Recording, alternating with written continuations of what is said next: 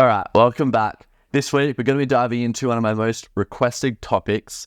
We're going to be going a little bit deeper into how I color grade. I'm filming this video a day late because I had a wedding yesterday and just didn't get around to filming and editing everything, so apologies for that. It's still going to be a very basic run through because there's so much to color grading, and I just want to give an overview, give you something to kind of get started with. I've been color grading for about a year now, so I've learned a lot. I'm not going to be going over all of the things I use at the moment because I feel like I'm constantly learning at the moment and it's constantly changing, but I'll run through a few of the essentials that will get you started. I'm going to be doing all of this in Davinci. These techniques can be applied to Premiere and Final Cut, etc., but for the sake of this video, it's just going to be Davinci. Davinci is free to, all of these features are free to use, so if you want to give it a go, I'd highly recommend for color grading jumping on Davinci because it is honestly a game changer.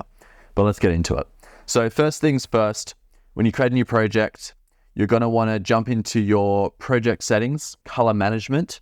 You want to set your timeline color space to Rec. 709A and your output color space to Rec. 709A. By default, these are just same as timelines. So you want to change this both to Rec. 709A.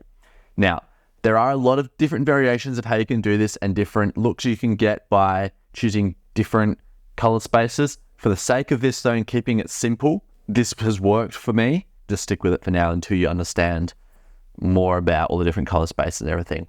Let's jump straight into some color grading. So the way I grade everything is I'll start off with I've got a power grade, which I'll drop straight on.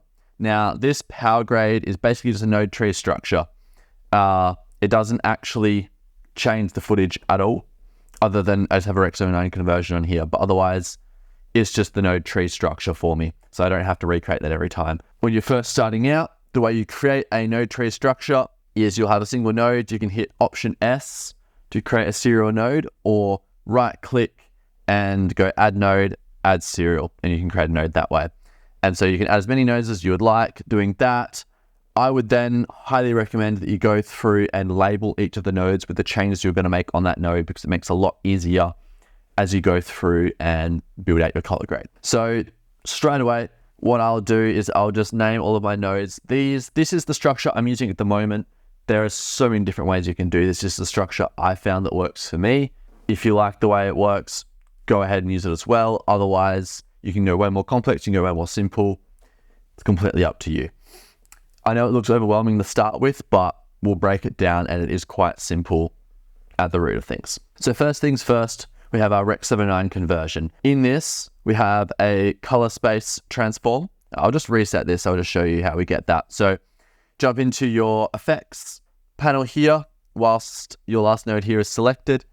And then you want to just scroll down and you'll find the color space transform. Drag and drop that straight into your node. Now, I've shoot in C-Log 3 on my Canon R5. My color space is Canon Cinema Gamut, and I've selected that on my camera.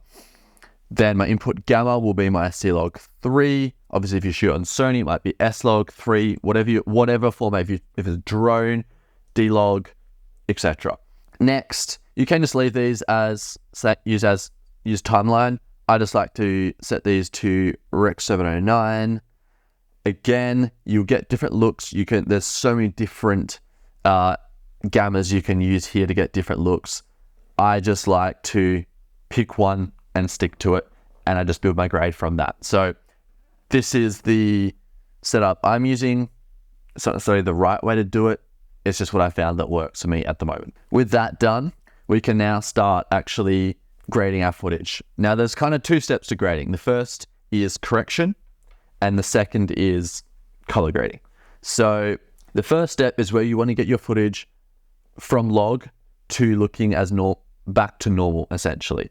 Now, if you're grading footage that's already shot in standard color, you can skip this step, essentially. Or if you just want to tweak your exposure a bit because you didn't nail it in camera, this is where you do that. Then we'll jump on to the color grading step. So first things first, if you're shooting log, you'll obviously need a Rec. 709 conversion. And Rec. 709 is just a color space. It's just the standard color space. That'll bring color back to your footage so it goes from flat to a bit of color. Now, the correction I'll do is my exposure. And I just want to tweak the exposure here, getting it again. We're just trying to get it back to looking kind of like it would have been when I was looking at shooting it on the camera. So honestly, that's pretty close. Next thing would be white balance. If you just want to make any tweaks to that, again, we're just trying to get it to look as real as possible. This one really doesn't need much. I think I nailed the white balance in camera. Next node we'll get onto is contrast. Now this node, there's a couple ways of doing this. You can literally just slide this contrast slider here, or you jump over into the custom curves and create a bit of an S curve here. So drag down your lower region, bring up your highlights, and that'll also add a bit of contrast in. So for the sake of this one here, I'll also sometimes tweak a few of my primary color wheels here as well, just to get the look that I want overall in terms of exposure, so that we're looking pretty close to accurate. For now, honestly, I'm pretty happy with that. So we've gone from flat to this pretty well as it was when I was there shooting it. Next, we'll jump on to the color grading side of things. So this is where you get to apply your creative look. So this first node here that I use is my look node. And so in this node is where I'll start to add some tint to my lower levels and my higher levels. So generally I'll go for kind of a tealy blue kind of color in my lift. And so I'm just going to pull that. You can really overdo this. It doesn't take much and it's way over. So you want to be really subtle with this. It's just such a small amount. You hardly can see it, but it makes quite a big difference in terms of your color. So I'm just going to pull that a little way towards the blue teal there. And my gain, I'm just going to lift that up towards kind of reddy orange, I think, for this one. Somewhere about there, I think it's looking quite nice. Now in here, I'll also make any final tweaks I want to my overall look in terms of exposure. So if I want a more muted look, I might pull my gamma down, bring up my lift a little, and just kind of get a bit of a darker kind of look overall. Might dull those highlights a bit in the gain. And we're just going for that kind of overall feel of the image. Now, I might also just, so to offset that, I would kind of change my overall image. I'm just going to pull that towards a bit more blue to bring that back, those natural tones a little more. I'm quite liking that so far. That's looking good. Next thing I'm going to do in my look node here is I'm just going to jump over to my custom curves. I'm just going to clip my whites and my blacks a little. I like that real muted cinema look. So that's what I'm going for with that. It's quite subtle. You know, if you go too far, it's just going to go back to basically flat footage, so you don't want to go too much, but just enough to kind of preserve the detail in the lower regions, but not be like a real dark black holes in the image. I think I might just go back in and I'll just bring that lift down a little more because I do want a bit more contrast in there. Overall, I'm pretty happy with this image so far. We're looking pretty good. It's going to jump across into hue. Now, I'm not sure why there's already something here. Let's just reset those. Jump into the hue versus hue curve. Now for this image, there's not a lot I really want to do in terms of hue. Generally I would hue my blues, but given this image here, maybe slightly, I think this blue here, I just want to lift ever so slightly, make it a little more turquoise, but very subtle. I think maybe these yellows here, I might just, any yellows and greens here, I just might lift a bit more towards the orange, and then maybe any oranges I'll just bring back to that kind of nice golden yellowy orange there. I think that's pretty good in terms of hue. Really doesn't need much in this image. Saturation, jump across to my hue versus saturation curve. I'm just going to bring down any kind of yellows, greens, and I might even bring up a bit of those turquoisey blues there as well. And I think overall, we've got quite a clean grade there.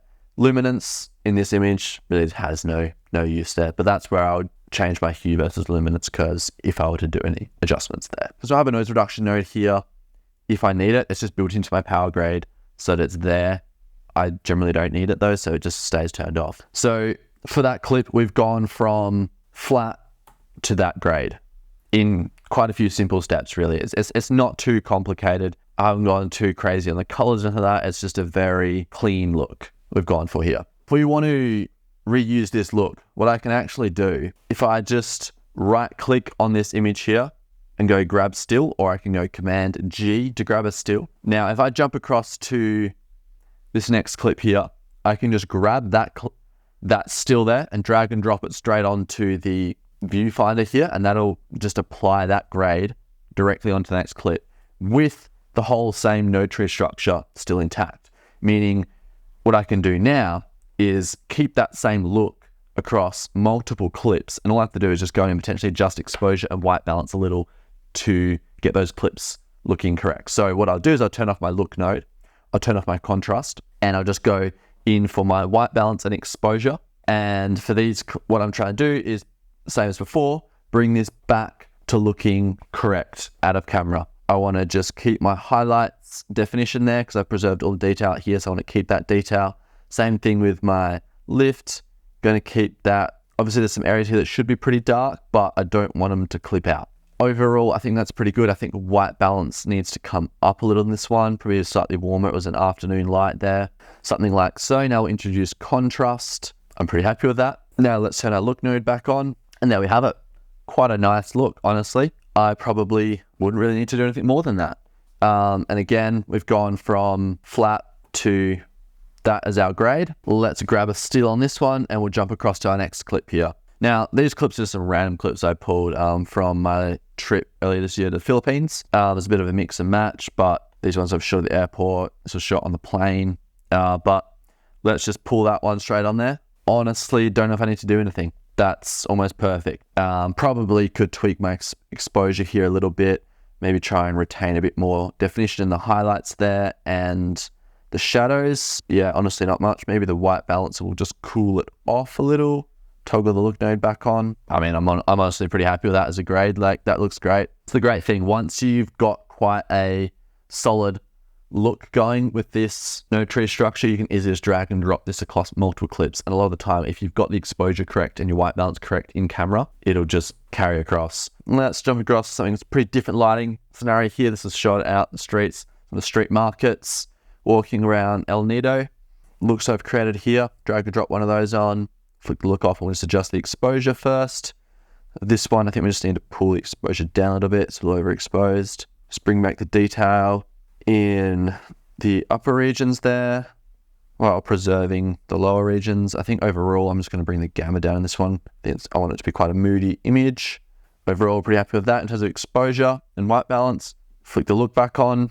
And again, we're back to that nice muted kind of similar look. Honestly, pretty happy with that. As a grade, grading is completely your personal taste and what you want an image to look like. There's no right or wrong way of doing it at all. You know, there's so many people that say, oh, you've got to do this, you've got to do that. Ignore them. You can do what the hell you want. If you think it looks good, that's all that matters. You know, that you're the creator, so it's completely up to you to choose how you want it to look. Again, I can probably drop one of these on here. I think the white balance here probably just needs to get tweaked a little, maybe make it a little more, something like so. Maybe we'll just bring exposure down a bit.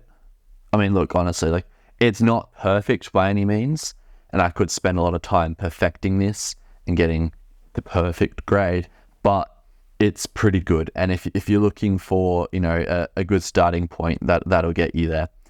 Let's jump into something a bit different. These clips have some blues in them. Now, I'm a perfectionist when it comes to blues, so I'll probably spend a bit more time on this one. And so this will be a good kind of insight into how you use the hue, saturation, luminance curves a little more. So first things first is flick off the look.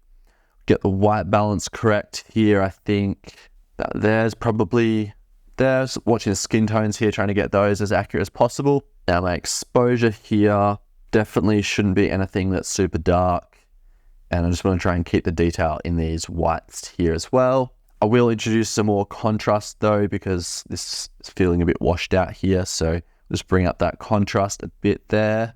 Pretty happy with that. That's looking good. Let's flick on our look node. Now this is obviously a warmer kind of feel here. So I might just tweak the lift here to be a little more blue there, and make gain maybe a little more orangey, kind of yellowy, sorry. Let's just bring up the gain a bit, keep that contrast. We might just get that offset a bit more towards the blue, something like so. Now we'll jump over to hue.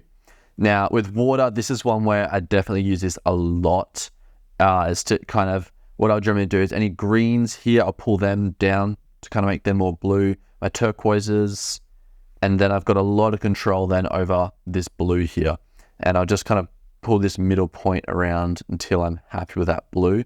For about there.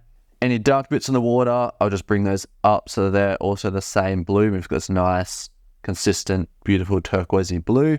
Might just tweak these skin tones a little. I feel like they're maybe slightly too pink. How about there? Feels right, I think. Let's jump across into our saturation. Hue versus saturation. Now here I'm going to bring back my saturation, my blues, because obviously I desaturated those before. So bring that back, because obviously blue, very central color in this image. Keep those yellows out of there. I might just desaturate the skin tones a little because they're looking quite overpowering. And overall, like I said, probably not a perfect color grade because I'm doing this quite quickly. I would generally spend a lot more time on these, but I just want to power through and show you my rough process. You can spend hours and hours perfecting these and getting all the little tweaks right. But this is just a general kind of look of how I go through real quickly. But yeah, we've gone from that to that. Let's grab a still on that one, jump across into a clip like this, drag that on there. Again, you know, it's pretty close. Like it's not far off. Probably want to just introduce a bit more contrast to this image because it's very harsh lighting. So the white balance perhaps a little cooler, and I might try and bring back some of these greens in the trees and stuff here. I think we still want to have a bit of green there. Whoops, something like so. And a little tip when you're moving these dots around, if you right click on a dot, it'll remove the dot. So that's just a handy one. Yeah, something like that. Maybe we'll tweak the hue here a bit. I think we want to bring these greens back just a touch. Those yellows towards green there. Beautiful. Honestly, quite happy with that. That's a beautiful grade. Now let's take this across to some drone footage. Now the first thing you're going to notice is it's going to look terrible when I first drop this on there. Okay, not the worst, but it's definitely oversaturated, a bit too contrasty. And that's because we're still using the same Rec 709 conversion that was designed for C-Log footage. This was shot on my Mini 3 Pro, so it's shot in D-Cine-like is the color profile. Davinci doesn't have a built-in conversion profile for D-Cine-like, so I've downloaded a separate LUT for that. So that's a D-Cine-like, sorry, let me just reset this node. D-Cine-like to Rec 709 conversion LUT. Now we'll just drop that on. And so now we've got a pretty similar look. I think the exposure here needs a bit of correction. Just going to brighten up the image overall. I'm honestly already liking this. This is looking great. I think I might just tweak the white balance. A lot of the time with drone shots, specifically when you've got a lot of water, you're going to often want to bring the white balance down. And that's what you'll get, those really beautiful blue waters, white sands, and it just tends to really make the image pop. So, and if you haven't got that in camera, obviously, this image could maybe just use a little more contrast. Something like so, and that's pretty much it. So as you can see, most of the work is done in building out that first look, and then once you're working through a timeline, you can often just copy and paste across. So we'll just grab another still from this one, pull up the gallery again, jump across to another clip, drop this one on there. For this one, I think the saturation, the blues could just come up a little, something like so. Honestly, like, looks beautiful. Maybe a little more contrast in this one, make it really pop. Yeah, stunning. That looks incredible. That's probably it for this one, to be honest. Like I said, it's very brief. Hopefully I didn't go over things too quickly. One last thing I will mention, in Davinci, when you go to export, the one final thing, if you've been using Davinci before and doing color grading, you may have noticed, is that you'll be looking at your colors here, you'll be happy with them, the contrast, everything's looking great, you'll export it, and then you go to watch it back on your phone or your computer or whatever, and it won't look the same. And you'll be going, what's going on? Why am I not getting the same look? Like what's happening? And then you go back in and you like pump up the contrast to the saturation and try and get it to look how you want it to look when you bring it out in your phone. That's why originally when we set up the timeline, we set our color space to Rec 709A. This is called gamma shift. If you're in Premiere Pro or Final Cut, you have to apply like a gamma shift LUT.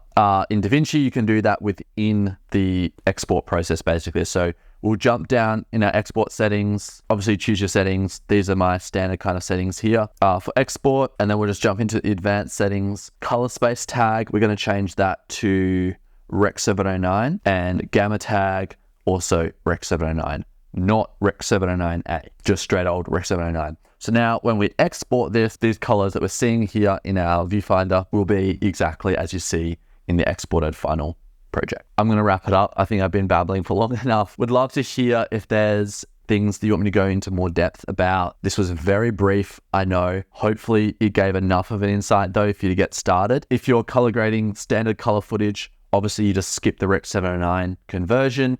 You can jump straight into your exposure correction and then onto your color grade. You know, if you shot stuff on your phone, if you shot stuff on a camera that doesn't shoot in log, that you can color grade any footage. You just have to take the steps. So first thing is if it's in log, Rec. 709 conversion. So find your correct conversion LUT or use the inbuilt in Davinci. And then you go on to your corrections, so getting exposure, white balance correct, and then jump into your grade. And that's where you put your creative look and hopefully make some beautiful colors. That's all for me for now. I've been really enjoying the challenge of trying to put out something weekly, and I've been seeing some great engagement. So appreciate everyone for supporting and jumping on this. It's been a massive challenge learning to talk in front of the camera. I'm definitely not great at it at all yet. I feel like I've got a lot to learn. I ramble a lot, definitely need to get better. So practice, practice, practice. But potentially this is going to be starting to take a bit of a turn the next couple of weeks, my last few weeks in Perth before I head off on a super exciting trip, traveling all the way around Australia with Cold Nips. We're doing an Australia-wide tour. So that's going to be pretty huge. And we're going to be on the road constantly. These might be taking more the form of more of a weekly wrap-up, vlog style summary of what we get up to on the trip, bit of behind the scenes, that sort of thing. For now, I'll keep on putting out a few more of these. I will try and put out a few more tutorial style things. So drop through any questions you have, send me a DM, drop a comment, let us know what you want me to jump into next. And yeah, we'll see you in the next one. Cheers.